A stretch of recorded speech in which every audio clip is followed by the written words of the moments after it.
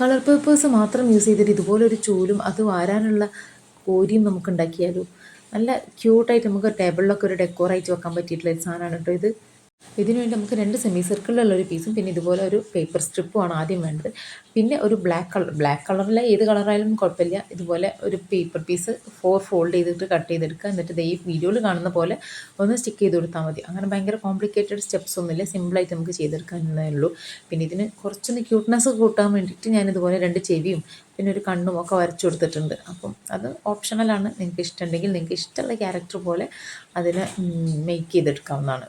ഈ ഒരു സംഭവം ഞാൻ കാര്യമായിട്ട് പിൻട്രസ്റ്റിൽ ഇങ്ങനെ സ്ക്രോൾ ചെയ്യുന്നതിൻ്റെ ഇടയ്ക്ക് കണ്ടപ്പോൾ ഭയങ്കര ഒരു ക്യൂട്ട്നെസ് തോന്നിയപ്പോൾ ഞാൻ ചെയ്തതാണ്. അതിൽ എനിക്ക് തോന്നുന്നു ഞാൻ പിൻട്രസ്റ്റിൽ കണ്ടത് ഒരു പിങ്ക് ആൻഡ് യെല്ലോ കോമ്പിനേഷനിലാണ്. പക്ഷേ ഇതൊരു ഈ പേർപ്പിൾ ബ്ലാക്ക് കോമ്പിനേഷനും നല്ല ഭംഗിയായിട്ടുണ്ട്.